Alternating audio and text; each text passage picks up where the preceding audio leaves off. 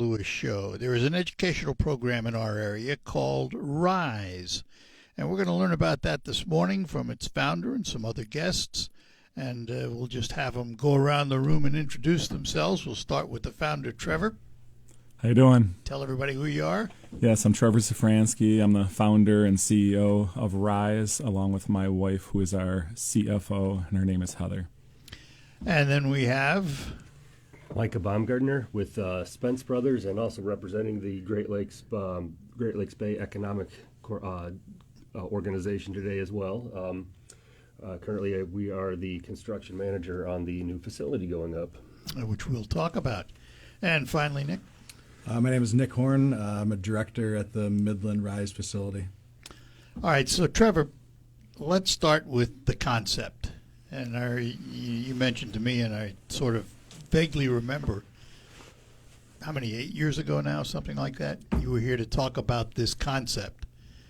So tell everybody what RISE is and what it does. Sure. So I was an educator for 15 years, and I identified a huge need in our communities, and it's really every community across America. Two problems that we try to solve. One is that kids need academic support and mentorship, and it doesn't matter if they're a straight A student and they need to be inspired and encouraged to fly higher, or a struggling student that needs a boost in confidence and needs help finding their gifts and their talents. So I identified that weakness, and that need in our communities, and wanted to provide the perfect solution for that. And the second part of the problem was that parents' work schedules and student schedules have never aligned. So parents have to be at work before school starts. They get out of work, long after school, gets out. And so parents are always scrambling. And to be honest, they're left with a lot of subpar options. And it's been generations, honestly, that have dealt with that problem.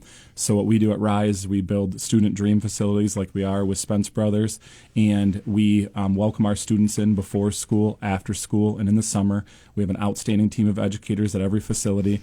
We assist kids with homework, test prep, projects, success habits, and then we reward them with really over-the-top, unrivaled recreation. So we knew kids wouldn't want to, attend an academic facility after school unless we gave them a great incentive. So our dream facilities have dunk house gyms, we have movie theaters, arcades, art studios, libraries, and everything that a kid would ever want, and then they get rewarded with that. I have to ask, Trev, when you first designed this concept, was there any thought of just becoming a charter school?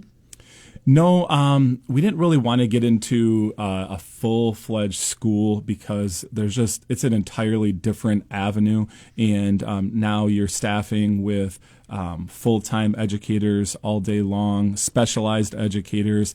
You get into it's really like an entirely different goal.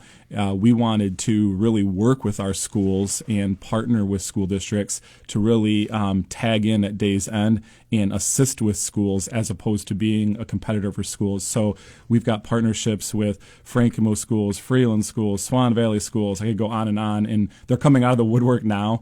Superintendents reaching out to us saying, hey, what will it take to get a RISE in our facility or to get transportation to your facility from our school district? So that's been really wonderful now that we kind of made a name for ourselves, that administrators are really realizing this is a free resource to us and it helps our students and our parents alike. Somewhere I saw that there was a relationship with Shark Tank. So tell us about that. Yeah, that might have happened.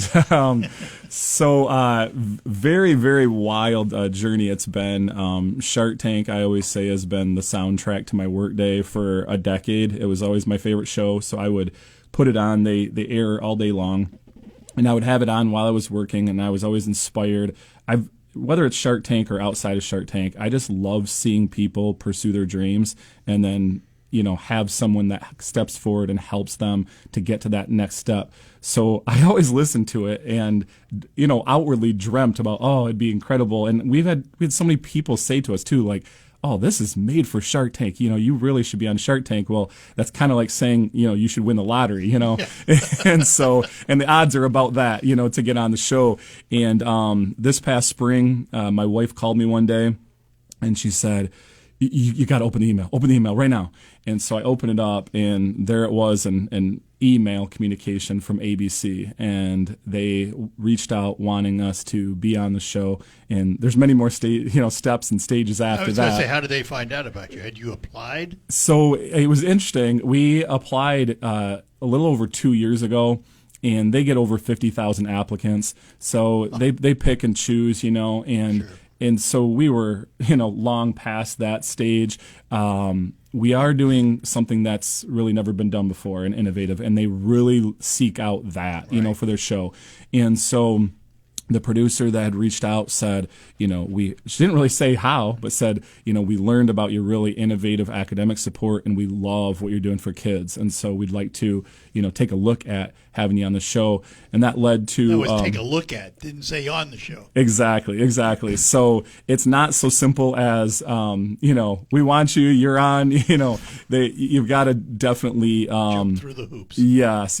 So we're not allowed to share a lot of that process, but there are many steps, and they really. But I appreciate that, because they're really looking for people that have their act together financially, but also are true to their word and what they're promising and what they're selling, and so they flew us out to L.A. In June. And that's when we that's when we filmed, I should say. This was just last year. Yes, in June. And then we couldn't share that we were, on set or on the show or anything like that. So it was very difficult. It took a lot of, discipline, because obviously next to the birth of my girls, it was the most exciting thing that's ever happened to me, but I couldn't tell anybody about it, So once we finally got the communication that we were going to air, then we could share that and go public with it. And it's been pretty wild since. And so, what was the outcome? So we landed a deal with Barbara Corcoran. I would have done a deal with any one of the Sharks. People know the Sharks for their kind of one niche that stands out, but every one of them has such a depth to them in terms of business and their knowledge and wisdom. So we would have been blessed to have a deal with any of them. But Barbara was one of our top targeted Sharks, because she has real estate expertise, and we have a goal now of going national and franchising throughout the country. And in order to do that, you need someone that's been, in that realm and in regards to real estate. But she also is very good with franchising. And so people don't realize that about her, but she's got a background in that as well. So it was really the perfect Shark. So how involved is she with you? That was another reason we really wanted her. The other Sharks will tell you that Barbara is probably the most involved Shark with her companies. So it's not like you do a deal and you never hear from her again. So her and I text all the time, and it's wonderful to be able to pick her brain, ask her questions, and even small talk, and get to know each other. So very involved already. And as we move forward, we've got some things in the works, some things we can't share quite yet, but a lot of excitement on the horizon. And she's been such a wonderful resource in kind of paving that path and going the right direction. Did you get any bites from any of the other Sharks? So we did not, but only because of our pricing. So the kind of theme of our particular segment was the pricing structure. We charge about a third of your typical academic rates, and the Sharks are in the business of making money, of course. So they wanted to ensure that there would be heavy profits, and we could take those profits and build more facilities, which is understandable too. Right. We pushed back a little bit because we want all families to be able to afford us, and there are things that you can do to help families out, of course. And we'll take a look at different areas. If the costs are more, then we have to, bump it a little bit. But we never want to be a facility that offers this wonderful resource, but kids can't afford it and they can't get the help that they need. So all four of the other Sharks that went out still raved. One of my favorite parts was that Mr. Wonderful, who is, he's known as being kind of the tough Shark that rips into people, but I absolutely love him because he's very honest and he doesn't sugarcoat it. But he raved about our company, and he called us brilliant and said that it was absolutely genius what we're doing. And so even though he was on the fence, he was going back and forth, but even though he ended up going out ultimately, hearing him talk about us in that way, and he actually, talked about the fact that he would like to use RISE as a case study at Harvard, for instance, and take a look at that morality and doing good in the world versus profits. So really, really cool to have them rave about us. Talking to Trevor, who founded Rise and talked about his Shark Tank experience. We'll talk more about Rise and what it does and how it does it. And we'll also talk to Micah and Nick when we return here on the Art Lewis Show. Right now, let's see if we can give away some money.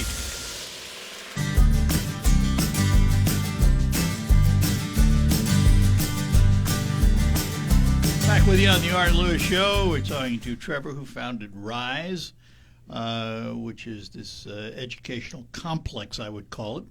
And also with us is Micah and Nick. So let's talk to these guys about their roles. Micah, let's start with you. What's your role in all of this? Because you're with Spence Brothers, right? I am with Spence Brothers. So Trevor and I met 2 or 3 years ago now on another Saginaw community project that we were building, and Trevor was brought in as a consultant, and ended up being a match made in heaven. We hit it off right and realized we had equal energy matched and goals, and we ended up.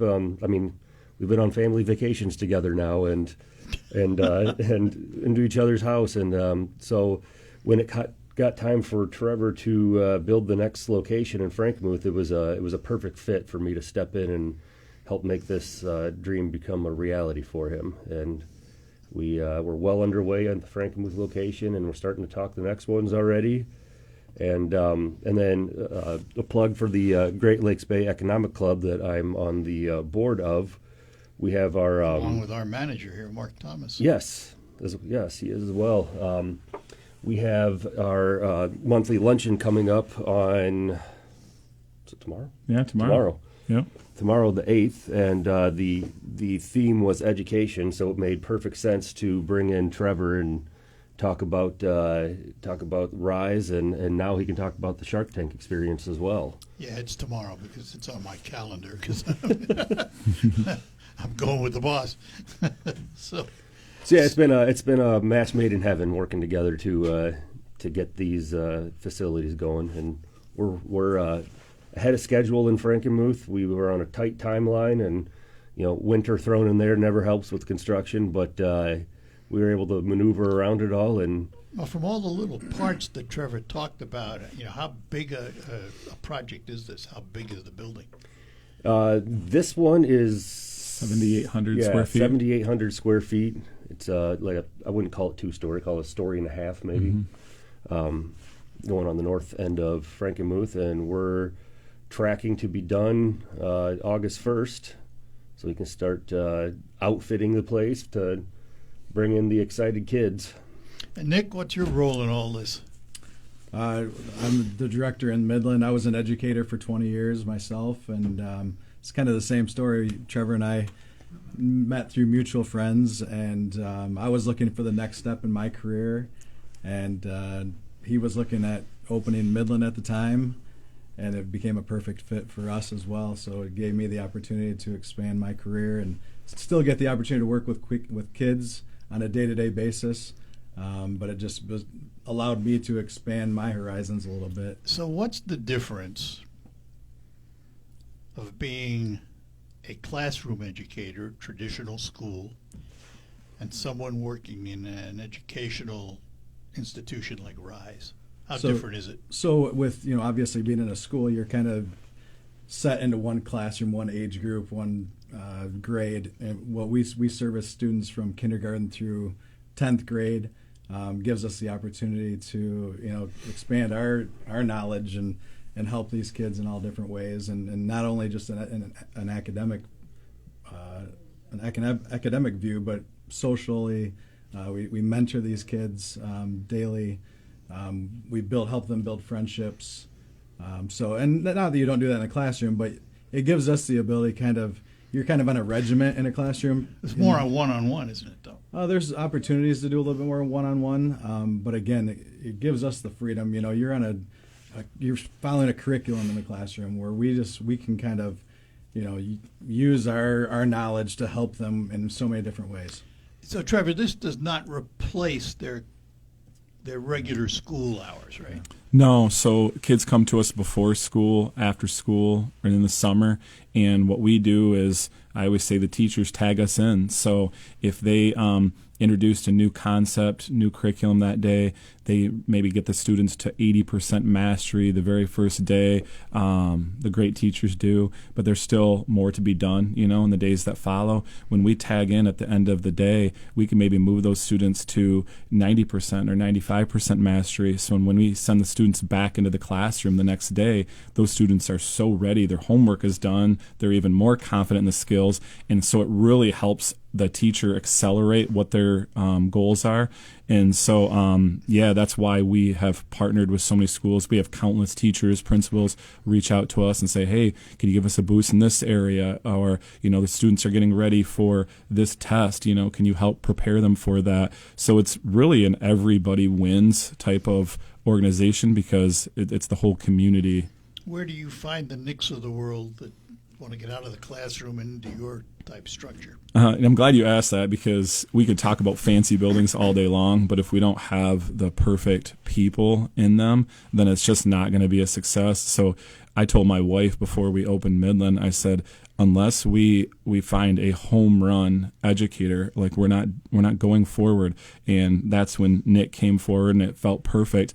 And up to this point, given my background in education, I had quite a network. And when they learned, what we're doing at Rise, it's exciting, it's innovative, it's something different. And a lot of people are looking for that next step in their career. Maybe they've been in the classroom for 5 years, 10 years, 15 years, and they're just ready for, maybe an admin role or something different. And up to this point, they've reached out. And it's been, friends of friends. But now with the Shark Tank notoriety, they're coming to us nationally, But one thing that I always make very clear, and all my administrative friends know this, we tell them we're not going to steal teachers out of schools. It would make little sense for us, and we would fail as an organization if we did that. We're not trying to weaken our schools in an effort to strengthen us. So we always have, when teachers reach out to us, I tell them, if you are looking for an admin type role and you're looking for the next step and you're already pursuing that, we'll have a conversation. But I'm not reaching out to a teacher and saying, hey, come work for me instead. That's not our goal. That doesn't work. And so fortunately, up to this point, we've had incredible people come to us, and we have several waiting in the wings. All right, we're going to take a break, come back, and we'll talk more about Rise when we return. At Crystal Clear Hearing in Saginaw. This week's deal is to Roll Arena in Midland. Get it family. Back with you, talking to Trevor, Micah, Nick from Rise, and Micah from Spence Brothers, who does some of the construction for them. Typically, Trevor, when a student comes to you, how long are they with you? Oh, that's a good question. Every student, and that's why we exist, is different. Some students will come to us and they're with us for a year, and the parents are in tears and they're like, oh my gosh, they're getting straight A's and you gave them the boost they needed. And some students are with us for 5 years, and those are my favorite scenarios because I feel like we can see that journey through. To Nick's point earlier on how it differs from a classroom, it used to bother me when my 5th grade students would move on to the middle school, and I felt like I was making a difference in their life and kind of shaping their thoughts and mentoring them in the right direction. And then you lose them all of a sudden in middle school, and you hope that those lessons stay with them. At Rise, we're able to stick with those students for 3, 4, or 5 years. I would say if we averaged them all, I would say probably 2.5 years to 3 years would be the average. But sometimes it's just a little boost that they need for a half a year or 1 year as well. And because a lot of students in various economic situations need help, is there anything like financial aid available for these students? Yeah, so we're already proud of our pricing, which was the big topic in the tank. We charge about 1/3 of your typical academic rates. So our rates, they vary per location based on our costs, but they're around $15 an hour, which you don't see anywhere. And then on top of that, we have had so many wonderful small businesses, companies, community leaders that have reached out throughout the last 7 years and have said, how much would it cost for us to sponsor 2 students for the year? And that's been incredible, because there are times where someone reaches out and a parent will ask, is there financial assistance of sorts? And it's wonderful to be able to pair those 2 things together. So once again, we want every kid to be able to utilize RISE that wants it or needs it. What's a typical day like? A student gets out of school, let's say they do after school with you. They come to you. What's a day like for them? Yeah, they come in, and what I love is because it's just a different environment and an exciting one, of course, with it being like a dream facility for them. They walk in the door, and their energy just shoots through the roof. And there's sometimes the directors will look at each other and go, whoa, like they're raring to go, And so they come in. Nick's over here shaking his head. Yeah. What's cool about that, though, is I think the average student probably that doesn't attend RISE probably goes home and plops down on the couch and grabs a device or turns on the TV and sort of just sits. When they come into RISE, it's just like a shot of energy. They're excited to be there, and there's a lot of positive peer pressure. So they come in, they spread out. We have our team that works with different students, and the kids get out their homework, they get out their folders. We already know what they have to do because we also have an app that's available to the parents. It's a private app, and the parents, they can send in notifications to us and requests. So, Jimmy's got a social studies test on Thursday. Can you prep him for that?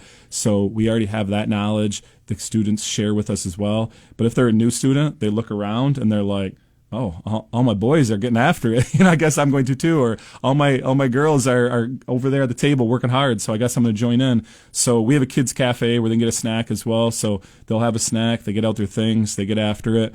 And after about 45 minutes or so, then they're utilizing the recreation. And like Nick mentioned earlier, I'm as proud of the social side of things as I am the academic, because those social skills they're going to take with them into the real world, and their communication skills, their ability to get along with others and blend with others, that's going to help them in their career just as much as the academic skills. So there's really like a second academic piece to this. How many employees do you have? So right now we're at around, it fluctuates depending on the time of year. We're around 35 right now. We'll be at around 50 with Frankenmuth, and then it's going to shoot through the roof here soon. All right, we're going to take a break and come back with one more segment with Trevor, Micah, and Nick all ahead. Hi, I'm Jen. And I'm Kevin.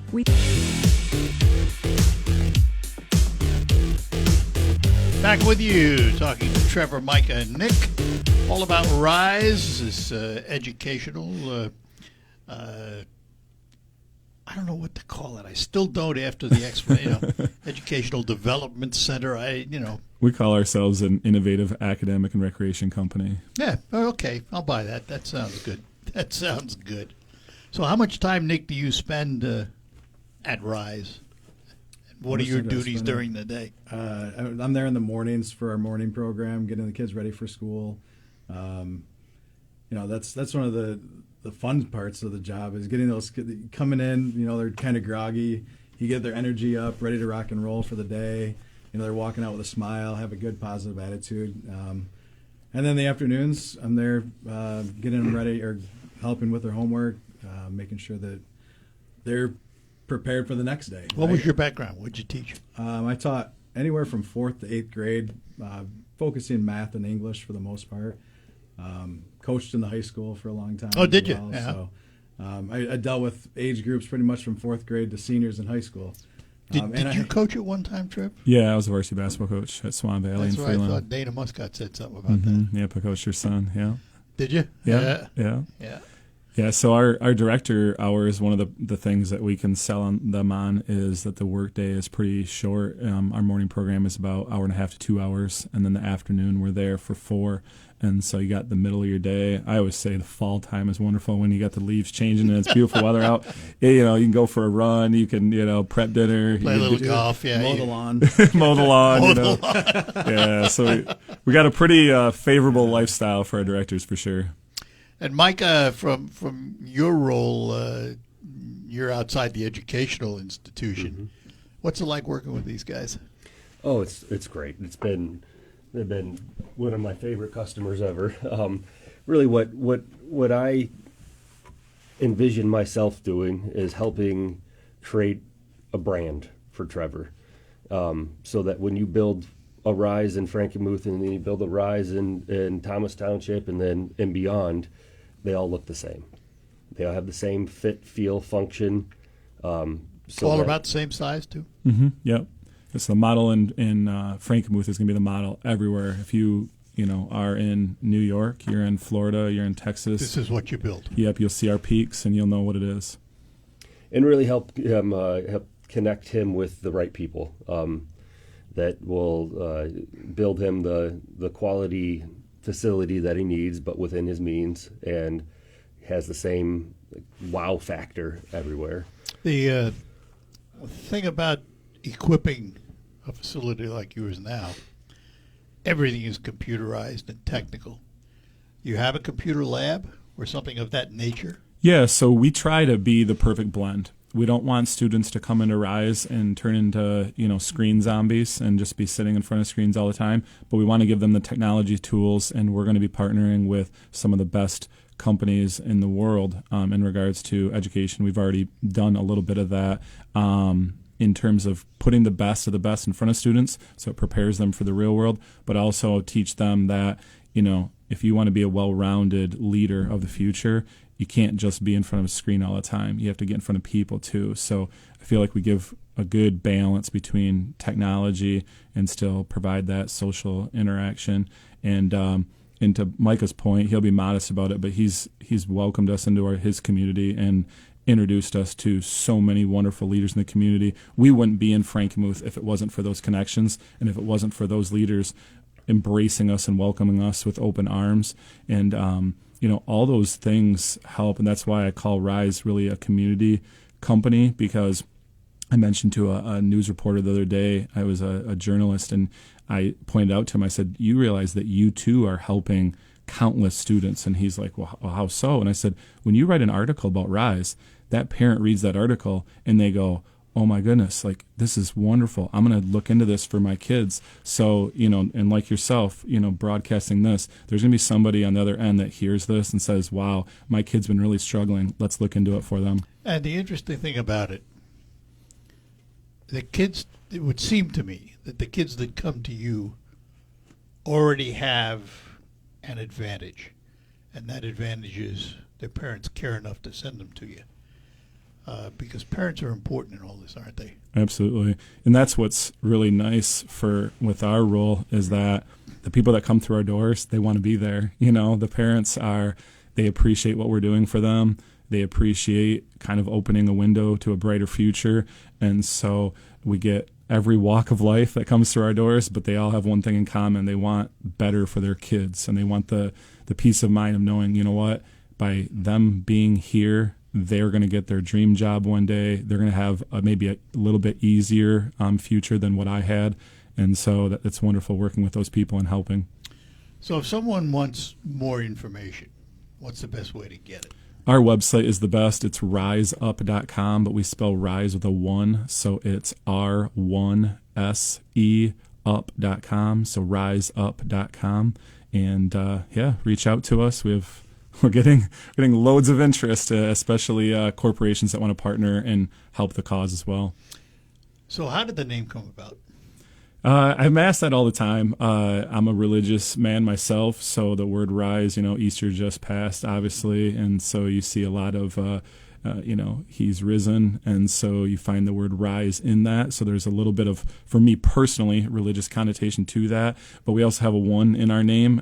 It was my buddy's idea, actually, my buddy Ryan, and he said, listen, you're trying to be the best in education innovation, right? And he said, there's no better way than put a 1 in your name. And I said, you know what? You nailed it. So we want kids to rise to new heights, rise to another level, and be the best of the best. And if somebody wanted to tour your facility, would you show them around? Absolutely, we do tours. Nick can vouch just about every day, about 5 o'clock, 5:30. We're welcoming parents in and students in. But we always tell parents, do not bring your kids unless you're certain that you want them, here, because they're going to be tugging on your sleeve about, 30 seconds in, saying, "Mom, I want to come here right now." And we have kids. A lot of times they'll cry at the end of the tour because their parents explain to them, "Well, you don't get to come until next week," and they're like, "No, I want to stay here today." So yeah. Michael, when's Frankenmuth going to be finished? August 1st we'll be done, and I think you're planning on taking students first part of September. Yep. So we'll be open for the start of the new school year. So we'll be there for Frankenmuth parents, and we might have a couple big names in the community that want to come in for a ribbon cutting. We'll see what we can do on that. You think? I hope so. And I will say, including my own children, I've been so impressed that we enrolled ours. Did you really? Yep. Excellent. Well, listen, I wish you well with it. Congratulations on Shark Tank. We'll have to keep in touch, see how this franchising goes and just how Absolutely. fast it takes you to become national. I appreciate it. Thank you so much. Trevor, thanks a lot. Micah, Thank you. good seeing you. Thank you. Nick, absolutely. Take our last break, tell you what's ahead. When it's time to transform your home. Today, we thank you for joining us. Coming up on Focus, we're going to learn about the Rock for Youth Development. All of that is ahead this morning. That'll come about after the news. CBS will be along to tell you all about the world and the nation, what's happening in Iran. And then after that, Michael Perch is along to tell you about the region and the state. It's all happening next here on WSGW. I'm Art Lewis. We'll be back with Focus right after the news. Talk to you then. Broadcasting from the